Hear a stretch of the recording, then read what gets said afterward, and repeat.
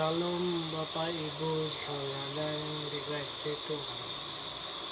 Selamat pagi, berjumpa kembali dalam program Extending Grace, menyebarluaskan kasih karunia. Saat ini, pagi ini, saya akan menyampaikan kabar baik, berita tentang satu pribadi, yaitu Tuhan kita Yesus Kristus, dengan tema Looking unto Jesus. Looking unto Jesus, memandang kepada Yesus. Tahukah saudara, Bapak Ibu Saudara yang dikasih Tuhan, apa yang dapat menyebabkan Adam dan Hawa, manusia pertama, jatuh ke dalam dosa? Apakah yang menyebabkan Adam dan Hawa, manusia pertama, jatuh ke dalam dosa? Karena manusia memandang kepada dirinya sendiri. Karena Adam memandang kepada dirinya sendiri, ketika iblis mengalihkan pandangan mereka kepada dirinya sendiri. Karena iblis berkata dalam Kejadian 3 ayat 5. Kejadian 3 ayat 5.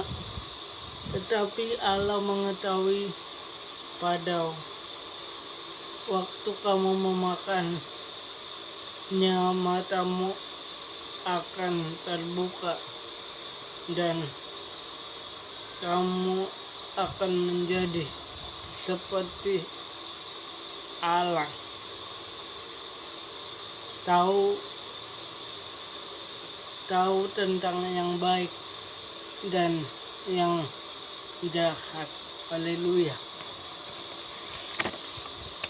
Jika kita lihat dalam konteks ini, apakah ketika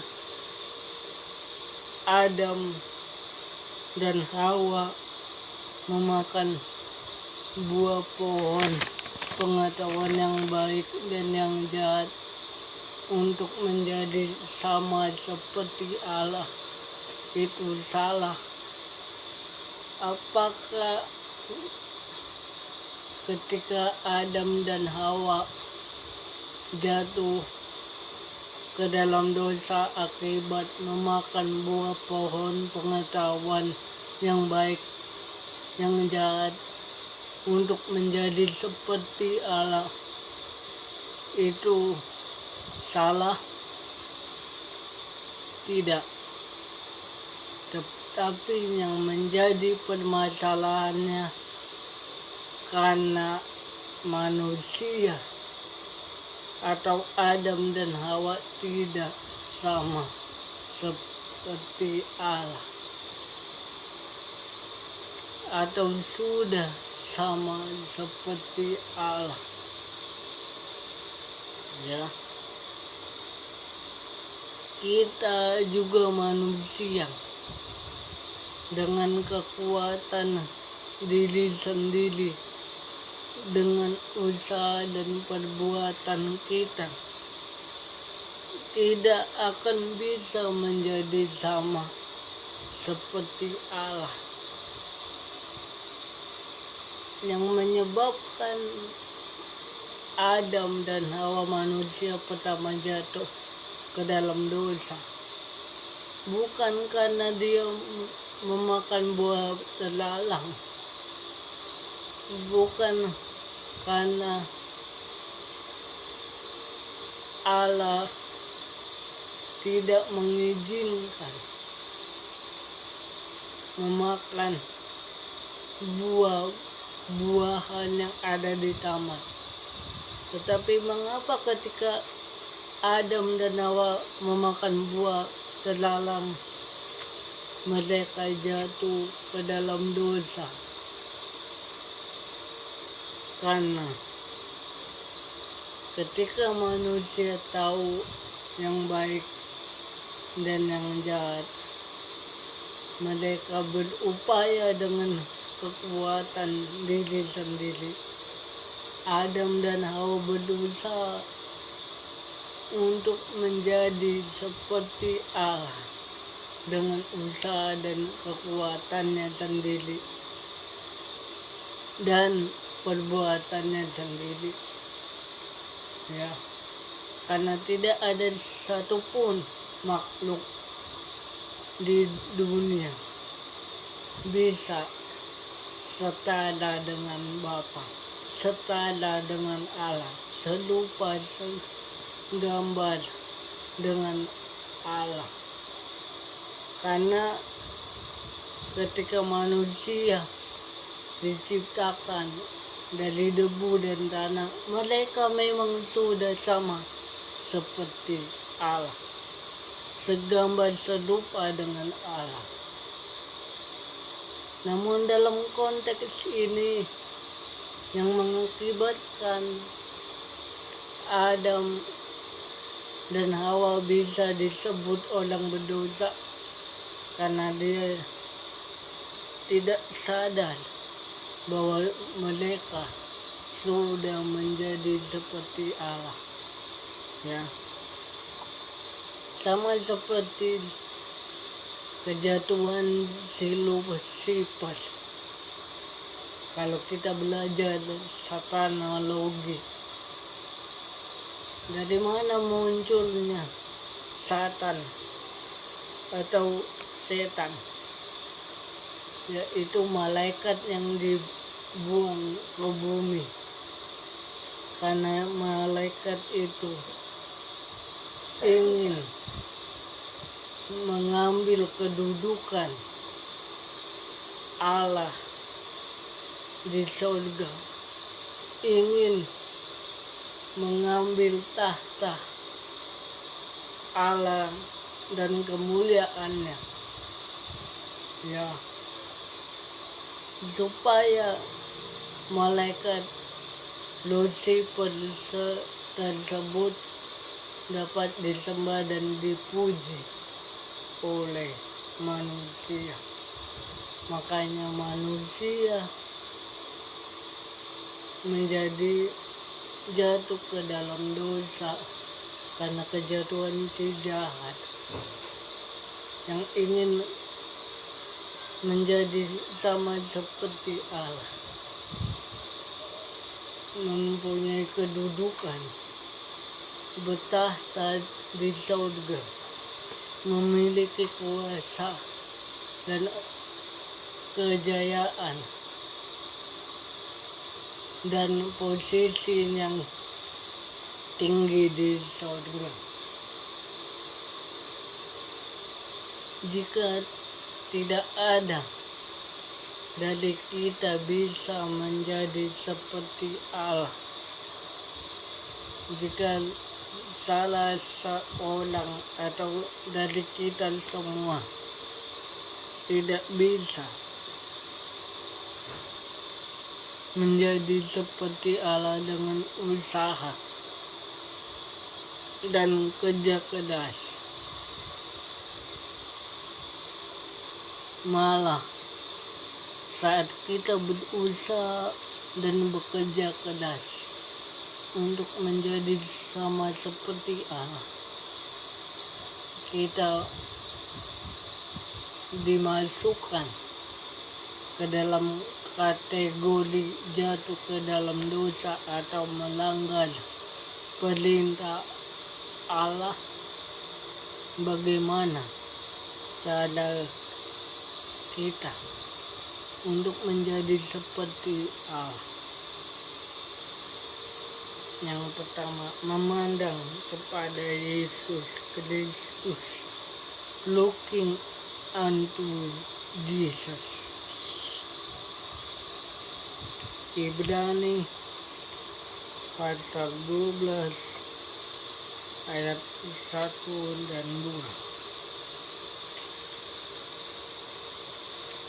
2. Ibrani 12 ayat 1 dan 2. Karena kita mempunyai banyak saksi, bagaikan awan yang mengelilingi kita, marilah kita menanggalkan semua beban dan dosa yang begitu merintangi kita, dan berlomba dengan tekun dalam perlombaan yang diwajibkan bagi kita. Marilah kita melakukannya dengan mata yang tertuju kepada Yesus yang memimpin kita dalam iman, dan yang membawa iman kita itu kepada kesempurnaan, yang dengan keinaan tekun memikul salib, ganti sukacita yang disediakan bagi Dia yang sekarang duduk di sebelah kanan Allah. Jadi bagaimana gambar dan rupa Allah itu dipulihkan?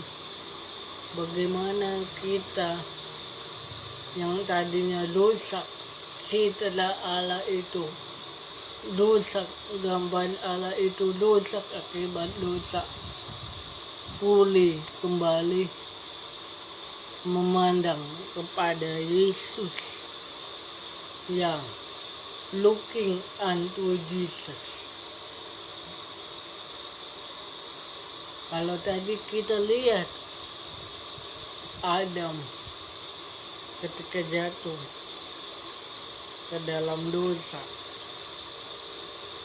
dia sadar akan kejatuhannya, akan kejahatannya, yaitu dalam Kejadian 3 ayat 7, maka terbukalah mata mereka berdua dan mereka tahu bahwa mereka telanjang, lalu mereka menyemat daun pohon ara dan cawat. Ketika Adam dan Hawa menyemat pohon ara, daun pohon ara, itu melambangkan bahwa Adam dan Hawa berfokus kepada dirinya sendiri untuk menyelamatkan diri sendiri.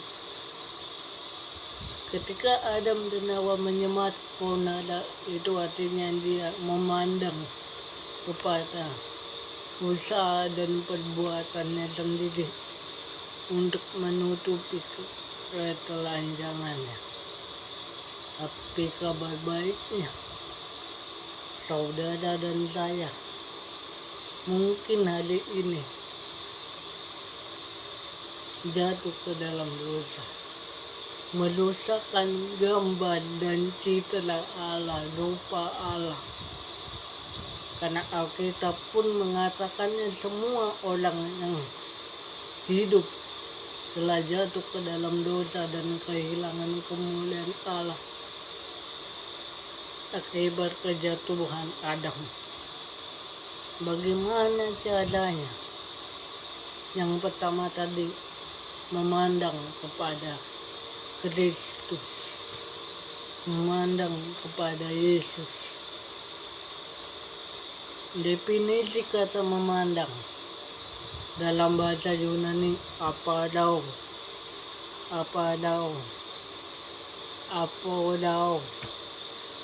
dalam teks Inggris dikatakan looking, artinya melihat, menatap, memandang, mengadakan mata kita, pandangan kita, penglihatan kita kepada Tuhan Yesus Kristus yang telah mengabaikan kehinaan, tekun memikul salib ganti sukacita yang disediakannya bagi kita. Lihat, Yesus Kristus telah mengabaikan kehinaan. Artinya dia rela mati. Dia rela terkutuk. Dia rela dimurkai. Dia rela tersiksa. Dia rela disalibkan. Tekun memikul salib sampai ke Golgota. Ganti sukacita yang disediakannya untuk kita, supaya kita beroleh hidup yang kekal. Kedua, bagaimana cara kita memandang kepada Kristus? Yang kedua, mengingat korban Yesus di kayu salib. Remembering Jesus sacrifice on the cross.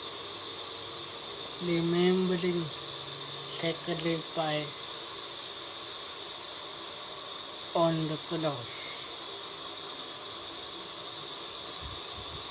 Ibrani 12 ayat 3. Ibrani 12 ayat 3.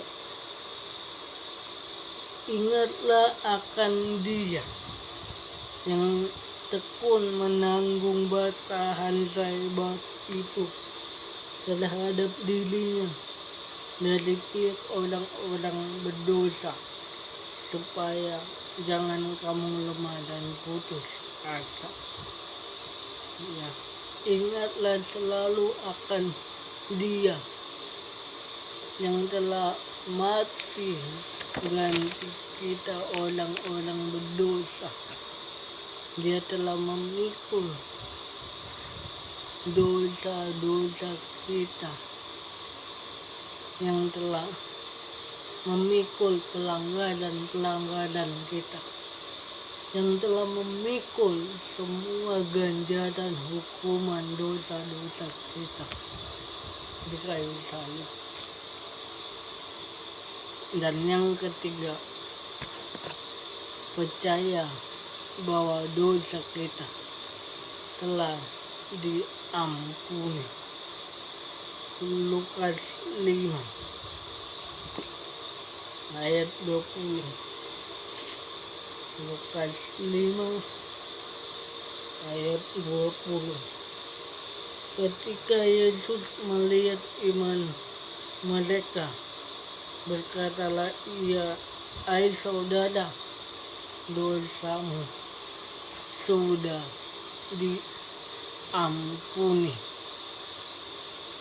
Dalam konteks ini adalah berbicara tentang orang lumpuh yang disembuhkan. Ya.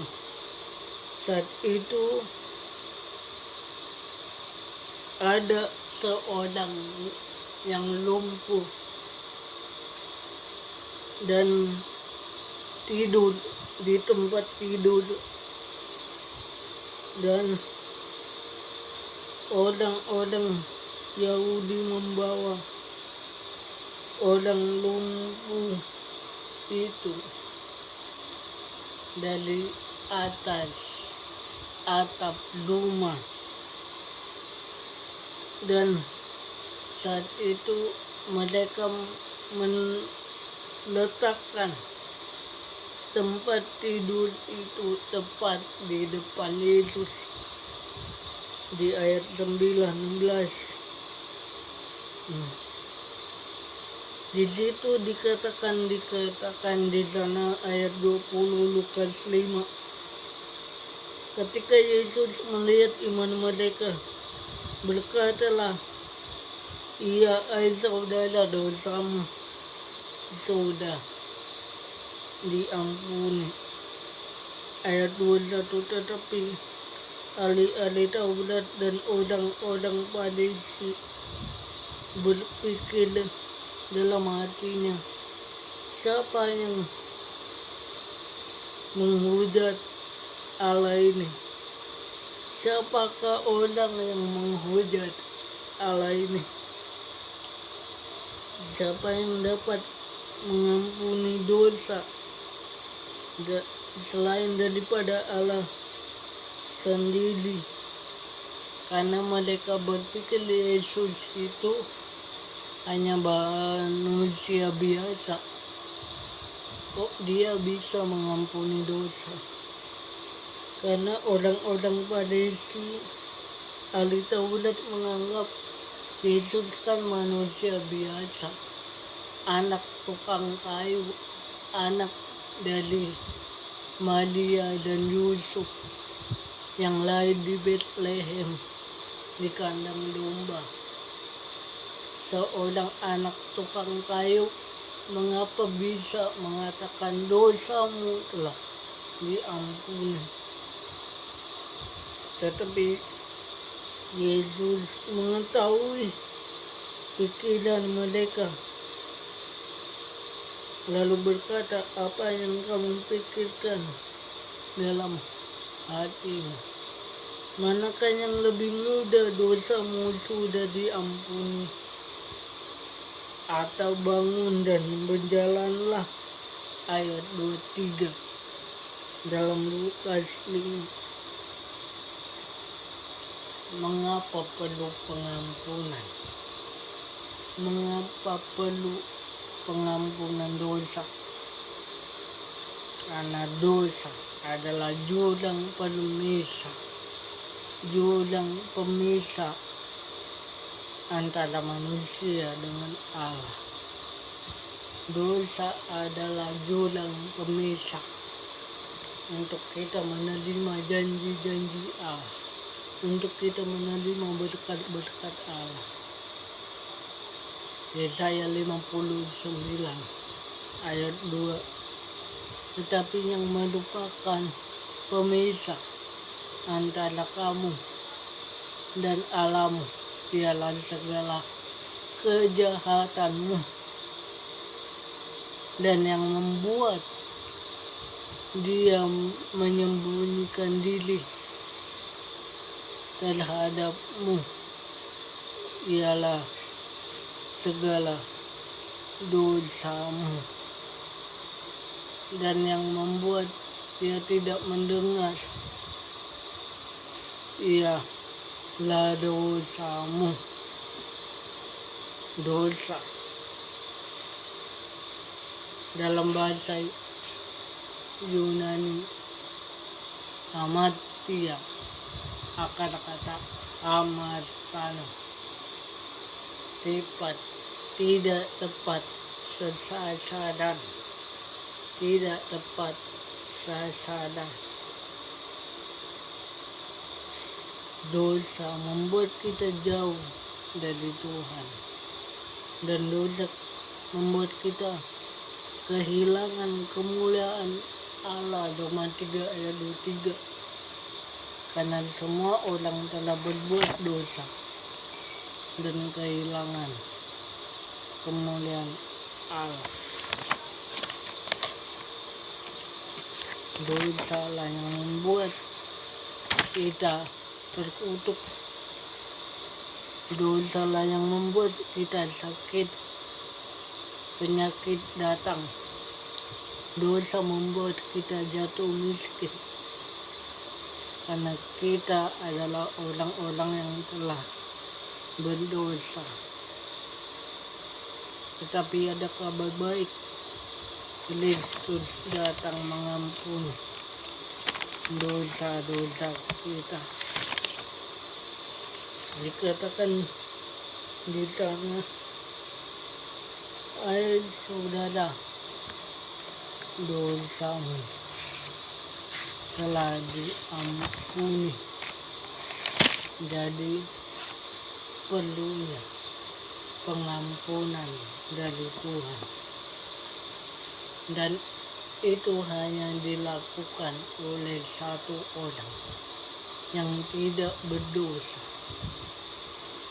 yaitu Tuhan Yesus Kristus, yang mengampuni kesalahan kita, mengampuni kejahatan kita, memindahkan kita dari kematian kepada kehidupan yang kekal. Lalu, apakah tugas tanggung jawab saya dan saudara yang sudah menerima anugerah pengampunan dan keselamatan Allah? Take up the cross and follow with Jesus. Memikul salib dan mengikut Kristus. Matius 16 ayat 24. Matius 16 ayat 24. Firman Tuhan mengatakan, ya, Matius 16 ayat 24. Tuhan kita Yesus Kristus mengatakan demikian, ya. Dikatakan di sana, lalu Yesus berkata kepada murid-muridnya, setiap orang yang mau mengikut aku, ia harus menyangkal dirinya, memikul salibnya, dan mengikut aku. Memikul salib dan mengikut Yesus dalam bahasa Yunani aido yang artinya memikul, mengangkat, menyingkirkan, menaikkan, melepaskan, atau membawa. Dalam bahasa Inggris, take up, on the cross, dan lain-lain. Maka poinnya adalah setiap orang yang mau diselamatkan, ingin selamat oleh kasih karunia anugerah Allah, dia harus menyangkal dirinya sendiri, melepaskan dirinya sendiri, menyingkirkan hidupnya yang lama, dan mengikut Tuhan Yesus, menyatu dengan Yesus, dan mengiring Yesus. Itulah arti memandang kepada Yesus.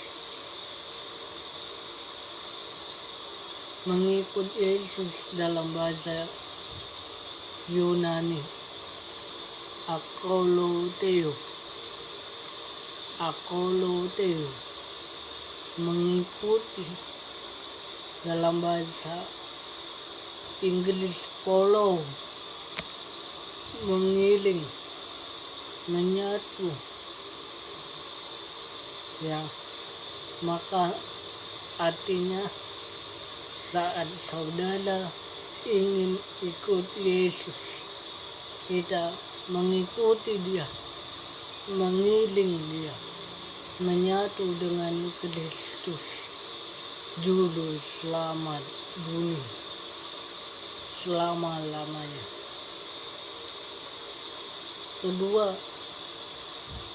kita berusaha hidup damai untuk semua orang, bagi semua orang. Ibrani 12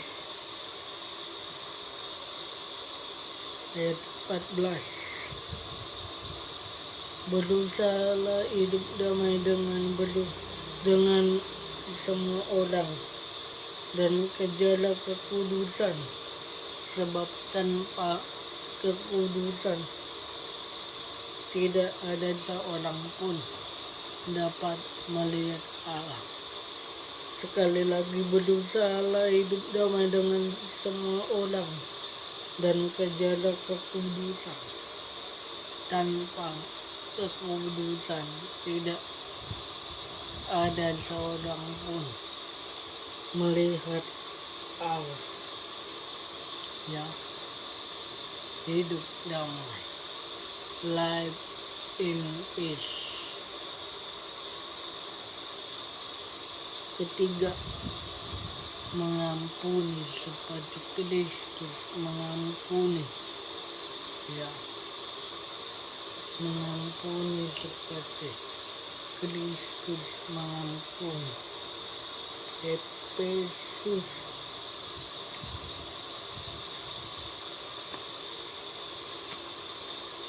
Efesus 4 ayat 32. Efesus 4 ayat 32. Beginilah firman Tuhan, tetapi hendaklah kamu lama seorang terhadap yang lain, penuh kasih mengalah dan saling mengampuni, sebagaimana Allah di dalam Kristus telah mengampuni. Pengampunan adalah sarana untuk terkoneksi, terhubung dengan Bapa. Kita mungkin sulit melihat kasih dan anugerah Bapa yang lebih besar dari dosa-dosa kita, sehingga kita tidak merdeka. Kita mungkin mudah memandang dosa, memandang masalah, krisis, tekanan hidup dalam hidup ini, sehingga kita frustasi, kecewa menjalani hidup ini, sehingga kita mempersalahkan Tuhan, meragukan Tuhan dan anugerahnya.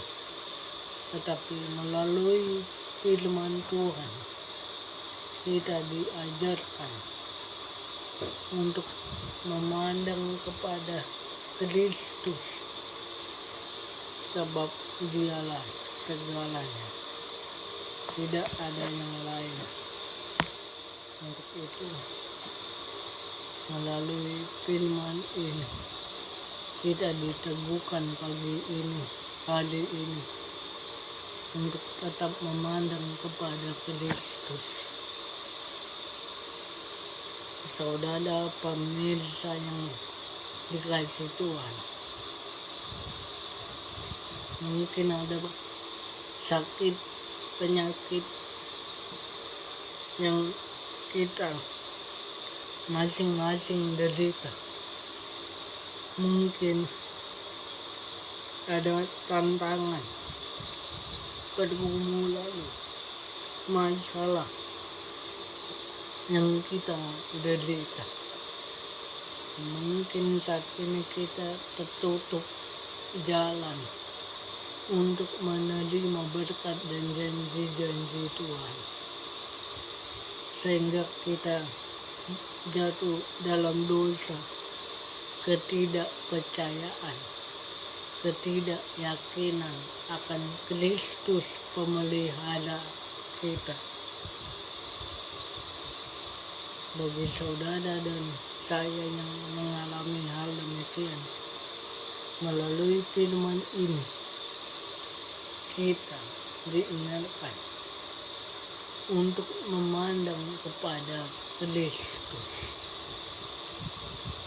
maka semua akan indah pada waktunya. Amin. Firman Tuhan. Bagi saudara yang terbawa dekati, yang disegarkan, yang dikuatkan melalui firman Tuhan ini, mari bergabung dan hadir serta mampir ke channel YouTube Extending Grace Adi Jona Alfredo Pasaribu dan dukung channel ini dengan menekan like, komen, subscribe, dan share video ini, karena lewat channel ini kita semakin giat memberitakan Injil, karena Tuhan telah membuka jalan lewat media sosial, lewat jaring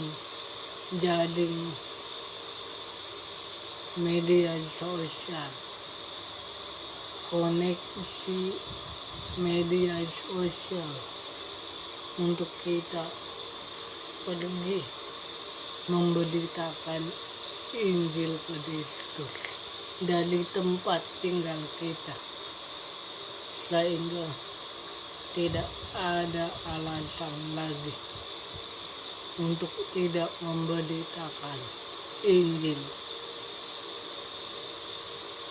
Mungkin bagi saudara pada aktivis dalam perkantoran, dalam bisnismen, dalam hal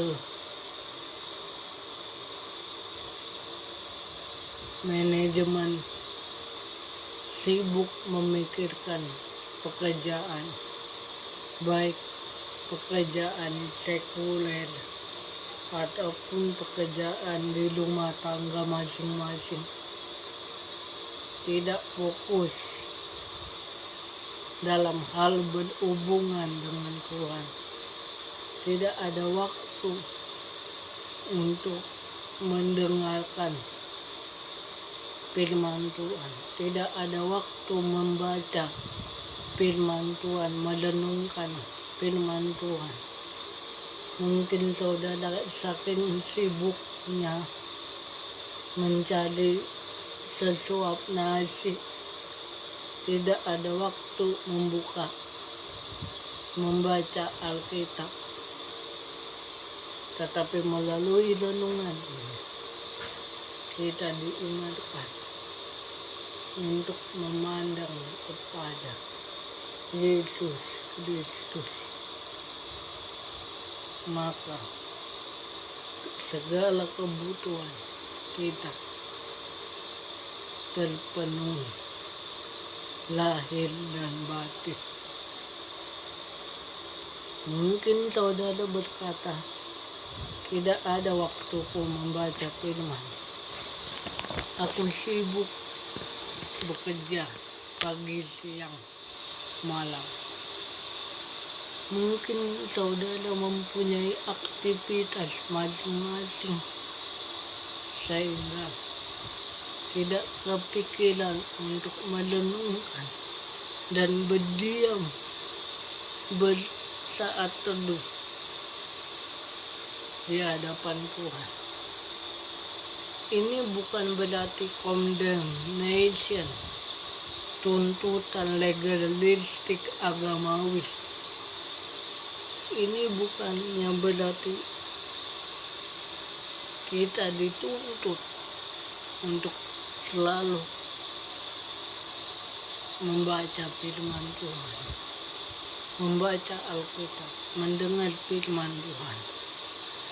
Tetapi kita melakukan ini, bukti cinta Tuhan kepada kita lewat karyanya di kayu salib, sehingga kita boleh ada sampai hari ini.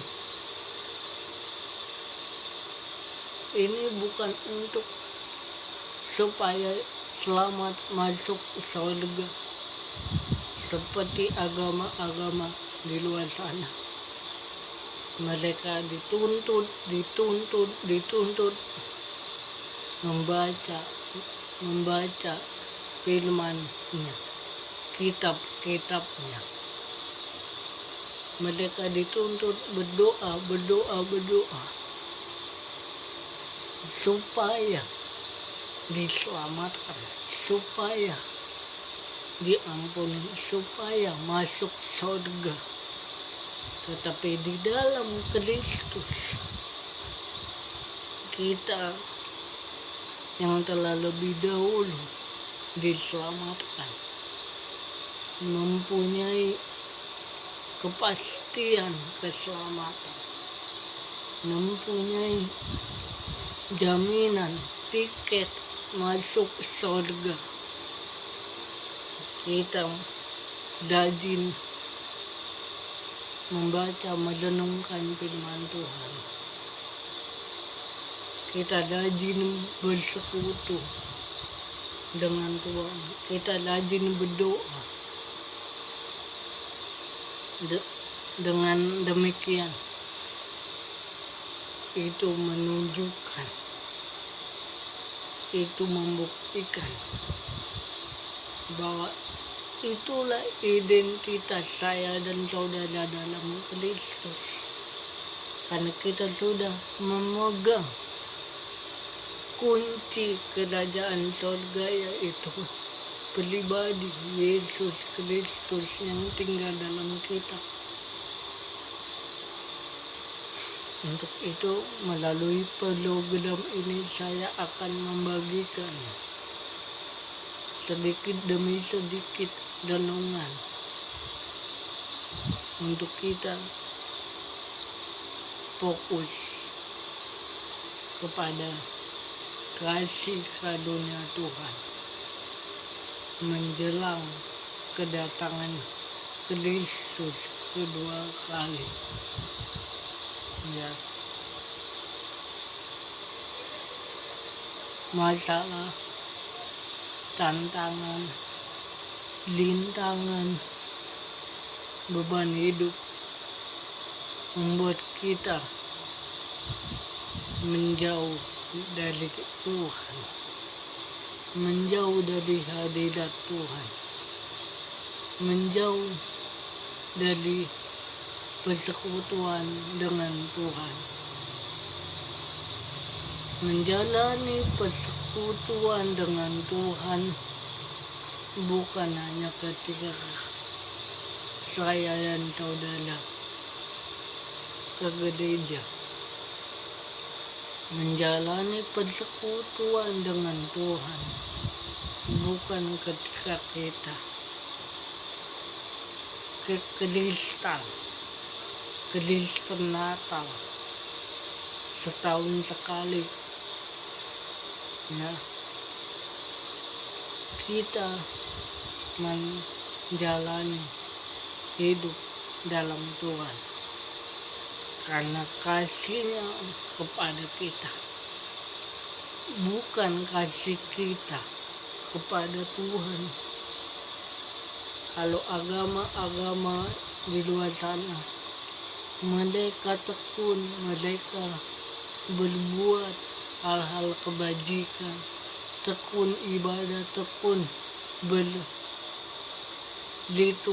agamawi untuk mendapatkan tiket ke surga, untuk memperoleh jaminan tiket keselamatan. Tetapi kita melakukannya karena kita sudah memiliki tiket keselamatan, tiket jaminan masuk surga. Bahwasanya kita tekun giat dalam melaksanakan ibadah-ibadah kita.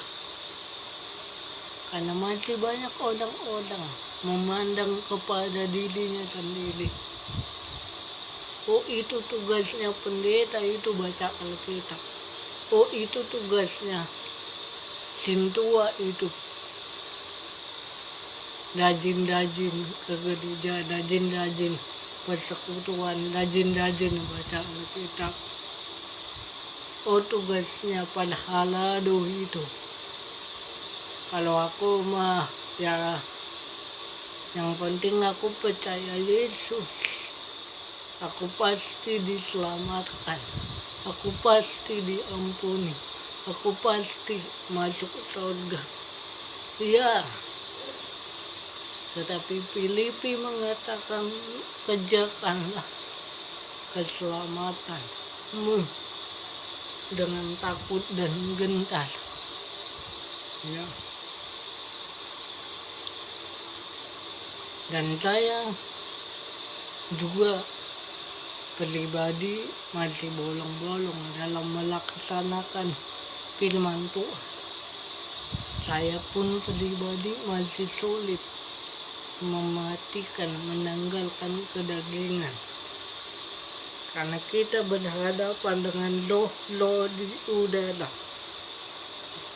penghulu-penghulu di udara. Tapi saya diteguhkan oleh firman Tuhan. Meskipun memang kadang-kala saya pun jatuh bangun dalam melaksanakannya, jatuh bangun dalam melakukan, bahkan lebih banyak mengecewakan Tuhan. Tapi Kristus yang telah mati bagi saya tidak pernah mengecewakan saya. Ya. Dan saya pernah berjumpa dan sering berjumpa dengan seorang hamba Tuhan, anak Tuhan, ya, yang kelihatannya sibuk dalam hal duniawi atau pekerjaan. Ya, dia itu, hamba itu seorang laki-laki. Dia dipercayakan Tuhan untuk memimpin sebuah organisasi Kristen, mahasiswa Kristen Indonesia. Ya, dia memiliki kerinduan dalam mengenal pribadi Yesus, Bapaknya di sorga. Hamba Tuhan ini memiliki kedua orang anak masih kecil. Yang satu masih sekolah SD, ya, dan mempunyai pasangan pendamping hidup, mempunyai istri yang baik, istri yang cantik. Ya, meskipun kelihatannya mereka disibukkan dengan aktivitas mereka masing-masing, sehingga kelihatannya tidak terlalu connect atau tidak selalu melekat dalam arti saling saling menjaga atau berkomunikasi dengan normal atau dengan baik. Memang mereka harmonis. Hubungan mereka diberkati dengan kasih Tuhan. Ya. Tetapi akibat kesibukan dari kedua hamba Tuhan ini, anak Tuhan ini, mereka sehari-hari hanya bekerja, lalu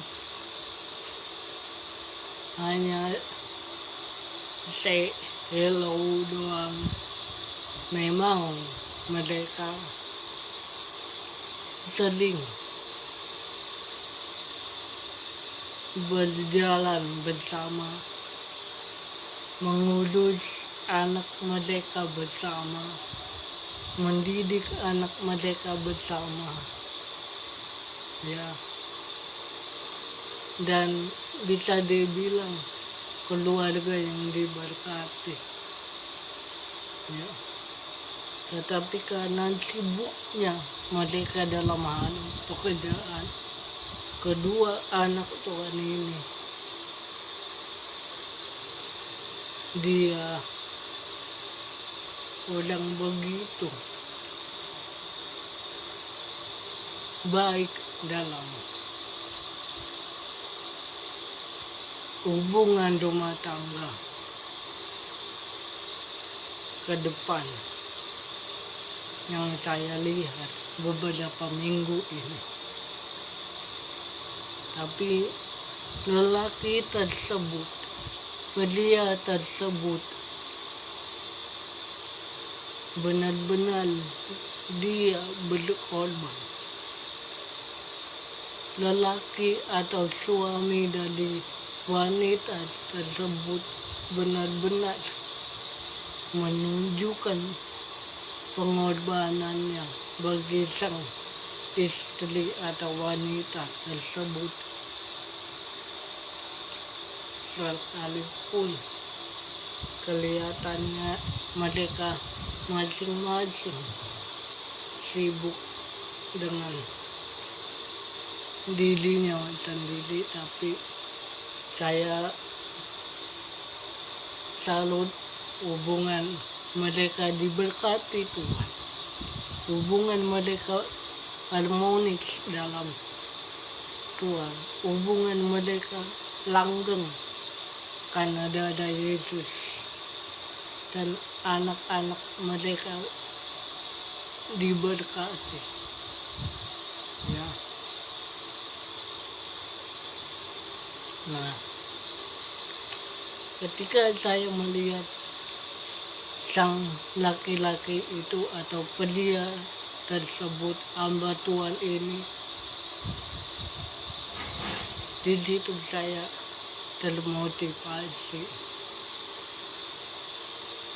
Sedangkan dia saja yang kelihatan tidak berteologi, tidak memiliki titel teologi, seorang pria ini atau laki-laki ini memiliki hubungan yang intim dengan Kristus, memiliki kehausan